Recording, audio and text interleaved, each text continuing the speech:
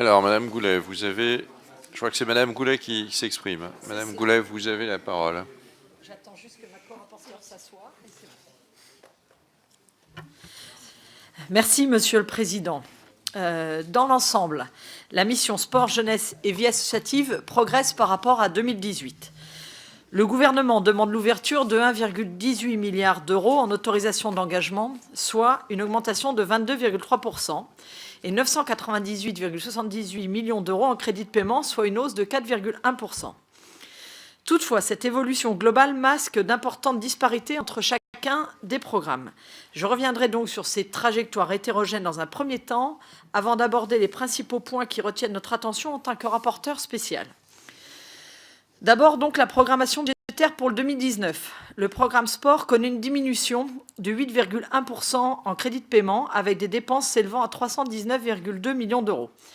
Cette baisse est principalement imputée sur l'action promotion du sport pour le plus grand nombre, qui chute de 44,9%, alors que la ligne développement du sport de haut niveau croît de 8,1%.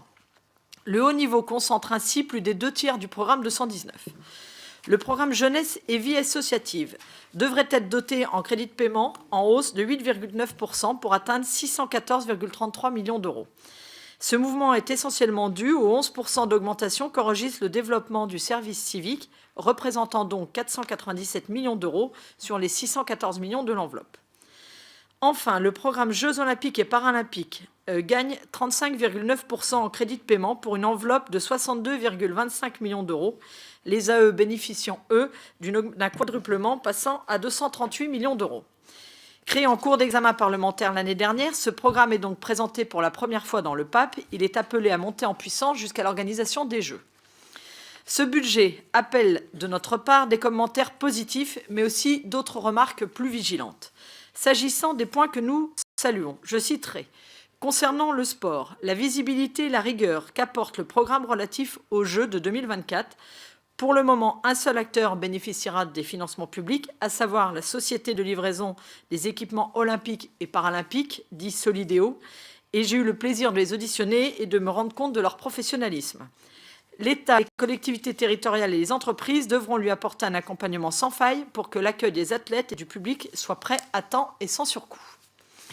Ensuite, le maintien d'un soutien élevé envers la jeunesse et les associations est un investissement pour toute la société.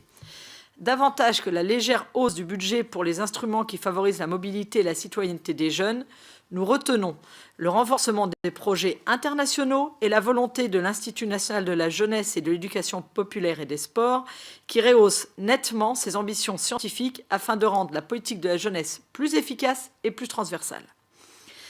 Par ailleurs, est à saluer la reconduction de 33 millions d'euros de l'enveloppe de fonds pour le développement de la vie associative, dit FDVA.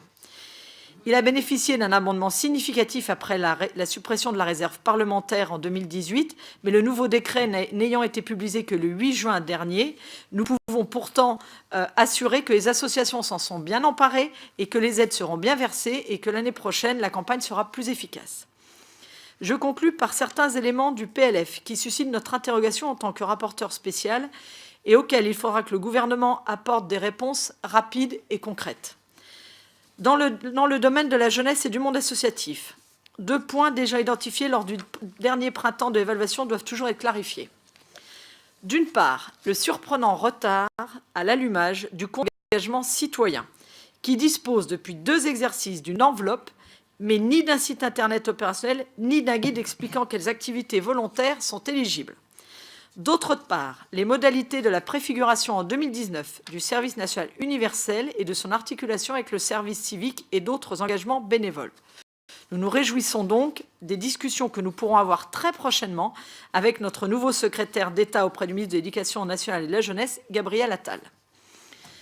En matière sportive, de très fortes interrogations persistent, alors que nous sommes à la fin du mois d'octobre, sur la gouvernance du secteur dans les prochains mois et sur l'emploi des finances publiques. Le ministère envisage la création d'une agence nationale le 1er mars 2019, pilotée par un conseil d'administration où l'on retrouverait l'organisation suivante: 30% pour le ministère, 30% pour le CNOSF et le CPSF, 30% pour les associations représentant les collectivités et 10% pour les entreprises de la filière sport, et qui serait chargé à la fois du sport pour tous et du sport de haut niveau.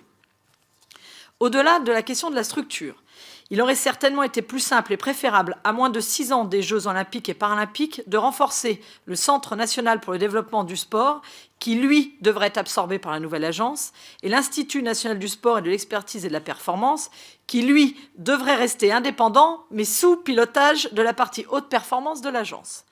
Au lieu de rajouter au-dessus de ces deux-là un chapeau avec les frais de fonctionnement y afférents, qui semblent doubler par rapport à ceux du CNDS. Il y a également fort à craindre que les soutiens financiers arriveront beaucoup moins facilement aux associations et aux clubs sur le terrain, compte tenu du rôle prépondérant que, semble-t-il, les fédérations olympiques joueront et de l'éloignement des décisions à l'échelle régionale. Je proposerai d'ailleurs un amendement pour sanctuariser 40 millions d'euros pour les clubs. Se pose ensuite un grave problème en matière de visibilité sur l'utilisation des fonds propres fonds publics pour 2019. L'agence doit en effet, depuis le vote de l'amendement gouvernemental, récupérer les droits, en l'occurrence les 145 millions de taxes affectées, mais également les obligations du CNDS. Mais le devenir des restes à payer de ce dernier reste encore flou, personne ne veut les payer. De plus, je suis dans l'incapacité de vous indiquer à ce jour à quoi vont servir ces 145 millions d'euros de taxes affectées qui iront à cette agence, et est-ce qu'ils serviront uniquement au sport pour tous, comme c'était le cas du temps du CNDS, ou alors à augmenter la prise en charge du sport de haut niveau. Je ne peux pas non plus vous indiquer de quelle somme cette agence sera dotée en provenance du programme 219 et quelles lignes budgétaires vont y être transférées. Pas plus non plus quelle est la part qui va revenir aux fédérations des sports olympiques ou aux non-olympiques et combien va effectivement arriver dans nos clubs. Pas plus non plus quel va être le soutien aux infrastructures sportives dans les départements. Et surtout, je ne suis pas capable de plus de vous dire ce que deviennent les 4 671 emplois CNDS, les emplois Sésame et les emplois sportifs qualifiés qui permettent aux clubs de vivre, ni même les emplois de fonctionnaires dans les directions départementales. C'est pourquoi nous vous appelons à voter ces crédits avec des réserves, du fait de la non-connaissance de l'utilisation des crédits de la mission sport par la représentation nationale que nous sommes, et nous espérons que d'ici l'hémicycle, nos différentes interrogations auront été levées. Je vous remercie. Merci, Madame la rapporteure. Ça s'appelle des réserves, en fait. Réserve pour la partie sport, mais pas pour la partie jeunesse. Jeunesse, oui, j'ai bien compris.